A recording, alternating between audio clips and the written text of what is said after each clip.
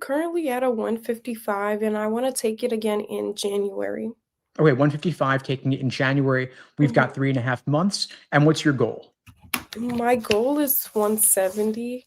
Okay, so 15, 20 points or so by 3.5 months. It's pretty doable. I mean, what's your biggest area of struggle or pain point right now? Right now, I'm working a lot on assumption questions, but I'm also I'm pretty evenly scoring low on assumption and then inference and parallel. Okay, gotcha. Yeah. So assumption, inference, parallel, three biggest areas of Mhm. struggle. Now, everybody hates parallel questions because they're Yeah. so long, they're so time consuming, but because every single question on the LSAT is worth the same, regardless of question type, regardless of difficulty level, regardless of where it appears on the exam, my biggest thought for you is let's put parallel to the side, put it Mhm. on the back burner, and focus a lot more on necessary assumption and inference because those question types are far more common. They're higher Yeah. leverage. You'll get more bang for your buck to devoting your time there. Now, Mhm. there are two different important distinctions I want to call out within the assumption and inference category. Within the assumption umbrella, you have necessary assumption and sufficient assumption asking for very different things. Necessary assumption is a lot more common, so I'd focus on that. Then within inference, you have must be true and most strongly supported.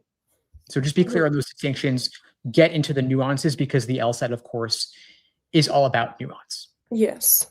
So if I were crafting a study plan for you, and of course you have a study plan. So in that study plan, you'll see that we start you off with the necessary assumption and inference earlier in the plan, and parallel comes a lot later. So just follow Yeah. the study plan that we laid out for you and start off with necessary assumption and inference. Drill those. We gave you categorizations and lists of questions to focus on. So Yes. work on those questions.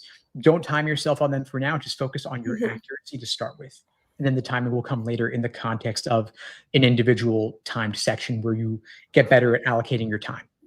Okay. Thank you. Yeah, of course. Are you comfortable with negation? Um, I'm currently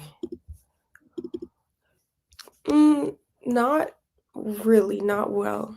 Okay. Yeah. So I would focus on negation to start with for necessary assumption in particular. Mhm. This is one of the best ways to determine the answer. You just basically, for necessary assumption, they're asking you what needs to be the case in order for the argument to work. Meaning, if that thing were not the case, the conclusion would fall apart given the evidence, the argument would no longer work. And so Yeah. you ask yourself, what needs to be true? What is the assumption the argument is relying upon? You go through each choice and you ask, does this need to be the case? If it weren't true, meaning it were not the case and you're negating it, you're doing a logical negation, the correct answer when negated destroys the argument. So if we had a sentence saying, it is sunny today, we just insert the word not and say, it is not sunny today. Okay. And of course, it gets harder than that. You have quantity words like, it is always sunny. And then you say, it is not always sunny, meaning not all days are sunny, meaning at least one day might not be sunny. Mhm. So if we find an exception, that negates it, destroys the argument. Okay. So practice negation. We have drills on negation. We have lessons on negation. That's the number one most powerful tool I would recommend for necessary assumption questions. And the funny thing is that necessary assumption questions are actually a very specific kind of must be true question. Mhm. And so this ties into inference, which is the other big area that you talked about, where you also Yeah. want to be relatively more moderate and you want to look for what was already required or guaranteed by the stimulus. Big difference Mhm. being necessary assumption questions, you're dealing with an argument. For inference questions like must be true and most supported, you are sometimes dealing with a fact set, meaning there's no argument there, just a bunch of information, but you're still looking for what you can infer or deduce or pull out of the stimulus. Okay. But for now, just drill. We have the LASER approach that orients your study plan. LASER is an acronym standing for Learning, Accuracy, Sections, Exams, and Review. Because you've got 3.5 months and you're looking for that 15-point increase or so, 155 to 170, I would start you Mhm. off with the learning and the accuracy. Learning is going through the foundation, going through the lessons on the platform inside the LSAT Unplugged course. And then for the accuracy, you're drilling questions from the actual previously administered exams. Okay.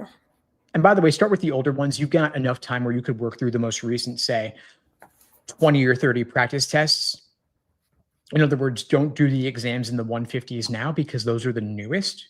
Yeah. I would want you to start off with the ones, say, in the probably the 130s or maybe even the 120s, and then work your way from old to new. Okay.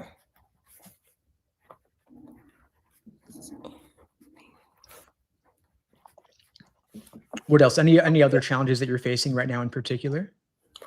I guess also, timing was one of my issues I found on my score, and, like, running out of time, I guess, and, like, having to guess on all the rest, so that's also something that well, based on the method, I'll probably start working on timing later than that, but that was another concern of mine. Okay, 'Cause yeah, timing will come. I wouldn't even worry about it yet. Mhm. That's the third phase with individual sections, the Yeah. S and laser, so the L and the A come first. So Mhm. don't run before you can walk. In other words, just focus on accuracy and understanding the proper perspective from which to view each section and each question type. And then the pacing will come once you've raised your baseline for accuracy. Okay. The way you get faster at anything is just by getting better at it. It Mhm. becomes more automatic, it becomes more routine, it becomes more subconscious in a way where you have the muscle memory and pattern recognition so that when you see a new question, you can more easily bucket it Yeah. into a certain category based on everything you've seen before. I mean, Mhm. the reason that I can solve LSAT questions fast is because when I see a new question, I have seen so many others like it, where even if the surface level topic is different, and of course the actual words are different, the underlying method of reasoning relates back to probably dozens of other exams from the past. So Mhm. there's never truly anything new. And if you were to understand even 10 exams inside out, you'd seen them all before, there wouldn't be a whole lot new that you could come across on test day. Okay. Okay. Biggest things for now, just go through the lessons in the course and then drill. Okay. And focus on those more common types, necessary assumption to start, as well as inference. Okay. Anything else? Um, I would also say, like, just amongst assumption questions, I find that I struggle most with the sufficient assumption. Mhm. So, but I know that's one that appears less than necessary assumption. So, is that something that you feel like I should study in a group, like together, necessary and sufficient, or target those one by one? I would target those 2 types separately because Mhm, they're asking for very different mhm, things. The only time that I would mix them together is if you were, as an exercise or as a drill, mhm. trying to practice your ability to distinguish between the 2. Okay. A lot of students will lump them together. I hear people constantly just saying to me, assumption, assumption. I'm like, there's no such thing as an Yeah. assumption question. There's necessary assumption and sufficient assumption. And so if you want to Mhm. practice distinguishing them, you mix them together as a set. And then you say, can I properly ID this one being necessary, this one being sufficient? And the key way you tell the difference is just based on the word or phrase in the question Yeah. stack. So necessary Mhm. assumption, they say words and phrases like depends upon, requires, and assumes. Sufficient assumption, words and phrases like allows, enables, properly Mhm. inferred if assumed, and logically follows if assumed. So as long Yeah. as you can tell the difference, you're good, but then drill them in isolation. Okay. And sufficient assumption, by the way, has a bit more formal logic involved. Sometimes diagramming can be useful to begin with, but I would eventually move away from that if you can. Okay. Thank you. Yeah, of course. Anything else comes up, just email me, text me. I'm always happy to help. Okay.